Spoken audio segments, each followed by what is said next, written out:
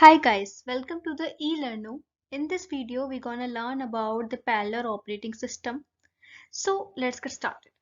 So parallel operating system is actually used to design basically to speed up the computer execution speed. Okay, computer की computational speed को increase करने के लिए parallel operating system का design हुआ था. ठीक है, यू नो व्हाट, पहले क्या होता था. पहले जैसे एक बड़ी सी प्रोसेस आई है आपके पास एग्जीक्यूशन के लिए. कंप्यूटर में एग्जीक्यूशन के लिए एक बड़ी सी प्रोसेस आई है. उसका एग्जीक्यूशन करने में जो कंप्यूटेशनल टाइम लग रहा है, कंप्यूटर को उसका एग्जीक्यूशन करने में जो समय लग रहा है, it will be very high. पहले होता था. ठीक है, तो इसका सॉल्यूशन निकालने के लिए पैरेलल ऑपरेटिंग सिस्टम का डिजाइन किया गया. अब पैरेलल ऑपरेटिंग सिस्टम में आपका क्या होता है कि जैसे आपकी एक लार्ज जॉब है, ये आपकी एक लार्ज प्रोसेस है.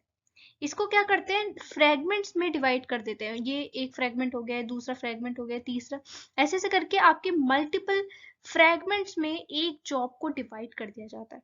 उसके बाद ये सिंगल सिंगल फ्रेगमेंट्स, उसके बाद ये सिंगल सिंगल फ्रेगमेंट्स जो होते हैं वो जॉब अलग अलग प्रोसेसर्स को दे दिए जाते हैं. जैसे ये मैंने एक सीपीयू 1 को दे दिया है, सीपीयू 2 को ये वाली जॉब दे दी, सीपीयू 2 को 3 को ये वाली, सीपीयू 4 को ये वाली, ऐसे ऐसे करके डिफरेंट प्रोसेसर को ये छोटी छोटी जॉब दे देते हैं. और ये सारी ये जो जॉब है, ये अलग अलग प्रोसेसर साइमल्टेनियसली एग्जीक्यूट करते हैं. इससे क्या होता है, एक बड़ा टास्क जो है वो एक बारी में एग्जीक्यूट हो जाता है. एक बड़े टास्क को छोटे छोटे फ्रेगमेंट्स में डिवाइड कर दो और ये फ्रेगमेंट्स अलग अलग प्रोसेसर्स को दे दो. तो ये सारे प्रोसेसर जब एक साथ काम करेंगे तो स्मॉल स्मॉल टास्क जो है वो एक साथ एग्जीक्यूट हो जाएंगे और पूरी प्रोसेस आपकी कुछ ही समय में एग्जीक्यूट हो जाएगी. This is what the idea behind the parallel operating system. Okay, I hope you guys understand that particular scenario of parallel operating system. So the parallel processing system is designed to speed up the execution process of a program. Program की execution process बढ़ाने के लिए system का design हुआ था. कैसे? By dividing them into multiple segments and processing them simultaneously. multiple segments में divide कर दीजिए and उसको simultaneously process कीजिए. ठीक है, और इस टाइप के सिस्टम को हम मल्टीप्रोसेसर सिस्टम भी कहते हैं और टाइटली कपल्ड सिस्टम भी कहा जाता है. ठीक है, now they are designed to speed up the execution of a program by dividing into multiple segments. The same thing यहाँ पे भी लिखी है.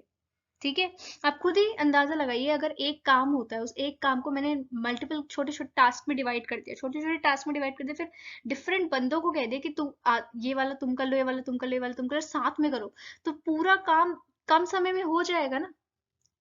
एज कंपेयर टू मुझे वो सारा काम मैं एक ही बंदा करे, एक ही प्रोसेसर करे, उससे अच्छा मैं मल्टीपल प्रोसेसर को थोड़ा थोड़ा थोड़ा थोड़ा काम दे देती हूँ.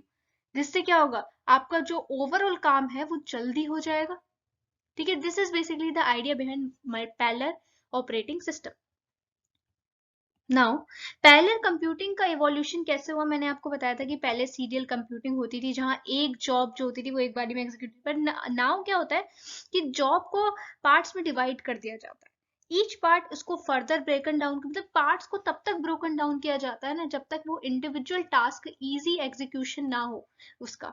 यानी कि अगर कोई बड़ी सी प्रोसेस है, बड़ी सी प्रोसेस को मैंने फ्रेगमेंट्स में डिवाइड कर दिया. ठीक है, अगर वो फ्रेगमेंट स्टिल उनके एग्जीक्यूशन में टाइम लग रहा है तो उन फ्रेगमेंट्स को भी छोटे छोटे पार्ट्स में डिवाइड कर दिया. तब तक डिवाइड करो जब तक वो कोई ऐसा सेगमेंट ना बन जाए जिसका एग्जीक्यूशन बहुत ही फास्ट रेट से हो जाए. ठीक है, तो ये बेसिकली आइडिया रहता है. अब नाउ एक और चीज, पैरेलल सिस्टम जो होते हैं उनको डिजाइन करना थोड़ा डिफिकल्ट होता है as compare to single processor system. ठीक है, because architecture of parallel computer vary according and processor of multiple CPU.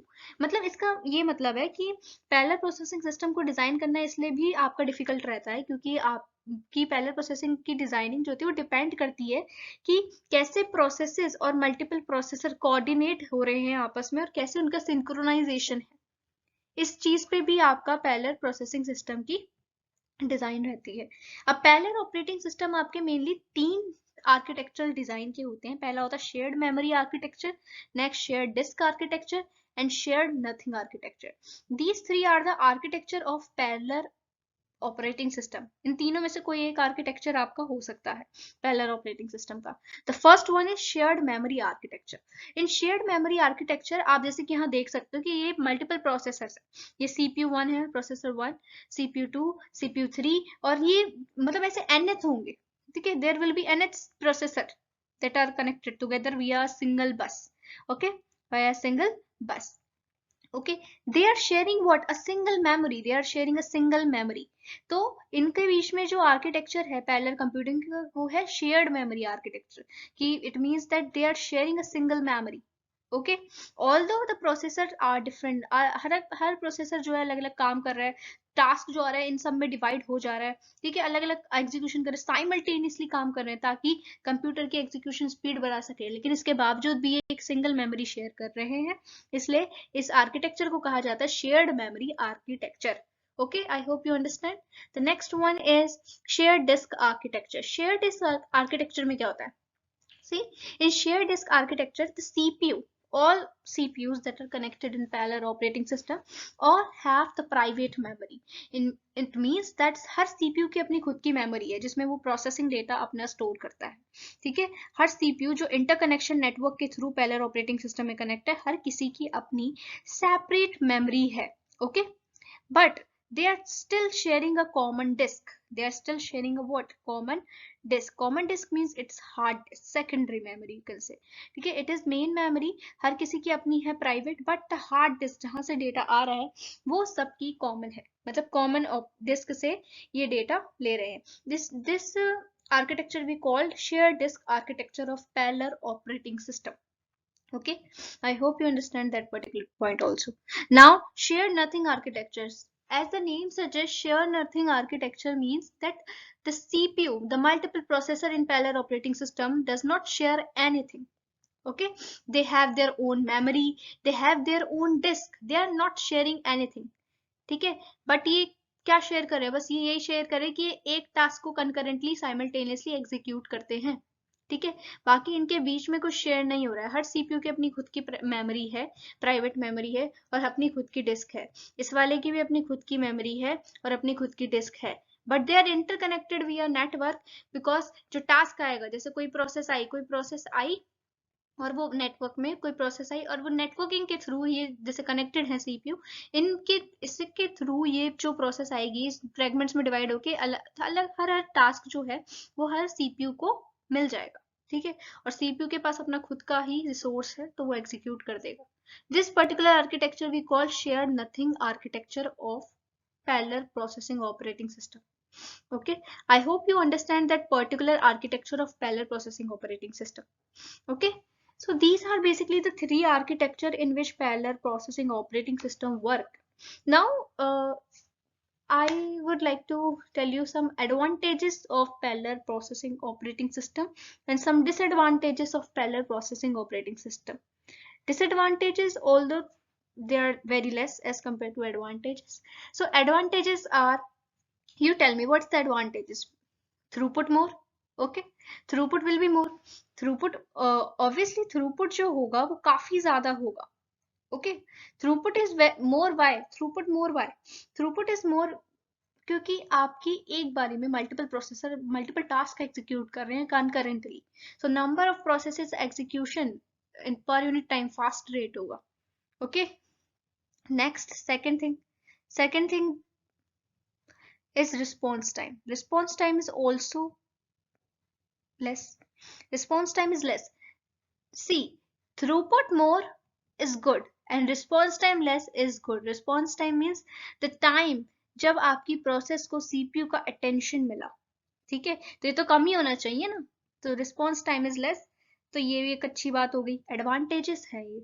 And next third advantages जिसके लिए बनाया गया था, तीसरा एडवांटेज जो ये प्रोवाइड करता है वो यही है जिसके लिए इसका इन्वेंशन हुआ था, क्यों हुआ था, कंप्यूटेशनल स्पीड को इंक्रीज करने के लिए, okay, so that was the third advantages, that is speed computation, okay, कि स्पीड इंक्रीज करने के लिए, ठीक है, तो स्पीड इसने इंक्रीज कर दी, ओके, ये इसका थर्ड एडवांटेजेस हो गए। नाउ आप डिसएडवांटेजेस की अगर बात करें तो डिसएडवांटेजेस ऑल्दो वैसे तो बहुत ही कम है, disadvantages you can can give you a homework for that particular. You find the disadvantages of parallel operating system. Okay, so this is basically for the today's video, guys, and I uh, tell you that please आप इसके disadvantages find करिए, because when you finding by yourself you will you have increasing the you can say आपकी जिज्ञासा बढ़ेगी learn करने की. You increase the क्या कहते हैं concentration about the particular topic, that हाँ I have to search upon myself that what are the disadvantages in parallel operating system. क्या हो सकते हैं. एडवांटेजेस तो बता दिए मैम ने इतने, और भी हो सकते हैं बेटा एडवांटेजेस. अगर आप खुद फर्दर ऑन स्टडी करेंगे इसकी तो आप एडवांटेजेस और कर पाएंगे आइडेंटिफाई. ओके, सो आपका होमवर्क आज का यही है कि आप इसके डिसएडवांटेजेस फर्दर आप पहचानने की कोशिश करिए कि what are the disadvantages behind parallel operating system. इतनी खूबियां तो बता दी मैम ने कि हाँ ये हो सकता है, ये हो सकता है, शेयर्ड आर्किटेक्चर है, shared nothing architecture, memory architecture, सब बता दिया. बट डिसएडवांटेज क्या कमी, इसमें क्या कमी होगी, बिकॉज इसकी कमी से फर्दर नया आएगा कोई ऑपरेटिंग सिस्टम. ओके, सो इसमें भी कुछ ना कुछ कमी तो हर किसी में होती है, तो इसमें भी कुछ होगी. So your homework is to identify the disadvantages of, या फिर you can say the drawback of parallel operating system, चाहे छोटा ड्रॉबैक ही क्यों ना हो. Okay, and please tell in the comment box also what is the drawback. Okay, you can take help from any social media website, but it will be good if you identify your own self.